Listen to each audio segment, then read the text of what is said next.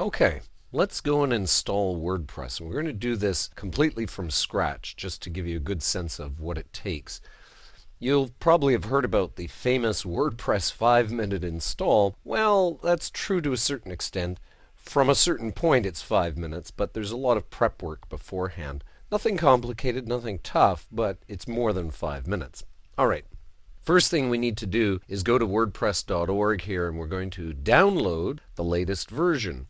And you just grab it from there, and of course you have to save it, and I've already saved it. And once it's been downloaded and unzipped, then we're going to upload it to your server. Now I'm assuming you've already created a hosting account and so forth. So now let's go and log into our hosting account. So on the left here I've got my downloaded WordPress that we just got from the site. And over here I've got my folder, my directory, where I'm going to put it. So we simply highlight all of the items here, we do our upload, and now it's uploading to the server.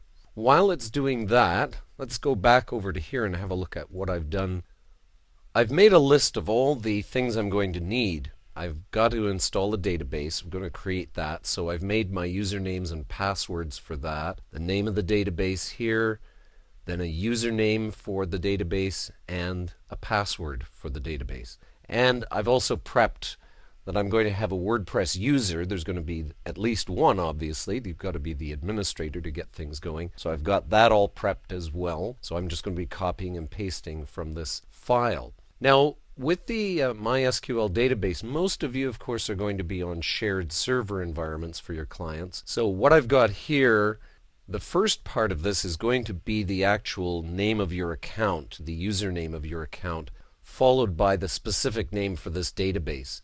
Same for the user. Name of your actual account, the username of your actual account, and then something specific for this user. This is typically how most hosting environments are going to work. Yours might be slightly different, so we'll keep an eye on that as we're going along.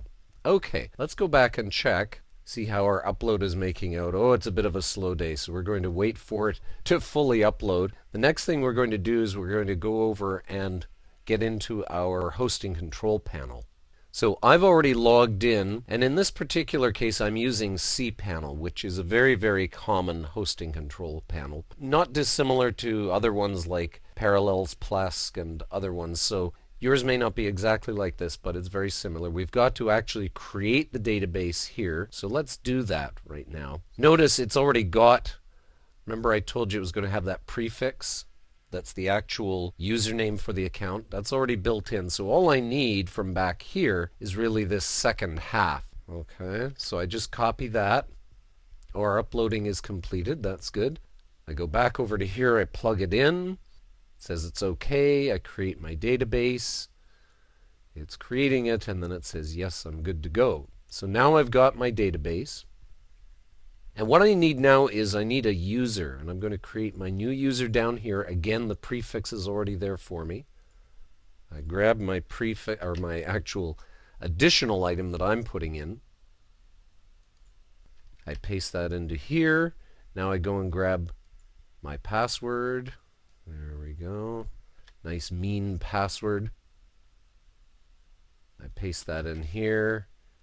It's going to tell us it's a very strong one. That's good. I create my user. Yes, it's been created with that password. Perfect. So now what I want to do is I want to put the two together. So I grab my user. I grab my database. There it is, Design 283. That's the one I want. I'm going to add a user to the database. And when I do that, I have to make sure I give it the right privileges. If these aren't already checked off, just hit all privileges. You need to have that for the database user. Make your changes. That was added to the database. We're all set. We've got everything we need for in the database. So the database and the user have now been created. Okay, we know our upload has been completed. So what we're going to do, and all I have to do is go to that directory, and it says, oh, there doesn't seem to be a WP config file. No problem. It's going to do that automatically for us. We could do it manually, but the way they've built the installations now on WordPress, you can do this automatically. It works just fine. Create a config file. It's going to tell us we need all this information. Well, we have it already over here, don't we? So we're set to go.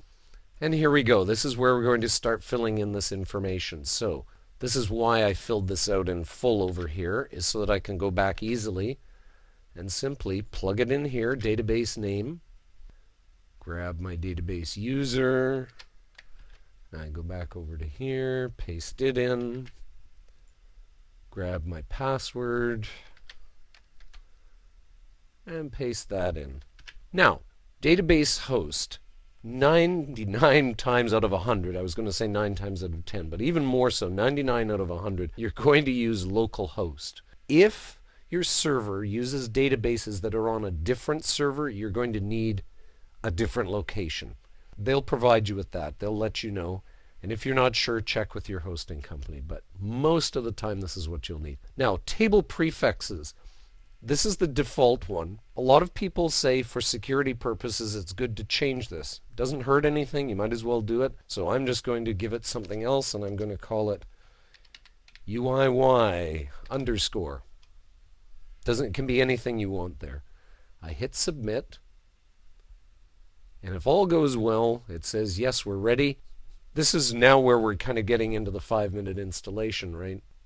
Perfect. There we go. So I'm going to give my site a title, the new site. Now here's where I'm going to put a new username. We don't want to use admin. You used to be forced to use admin, but now they let you choose it, which is good. So I plug that in. Now I'm going to need my password, which I've already created. This is why I like to do it beforehand.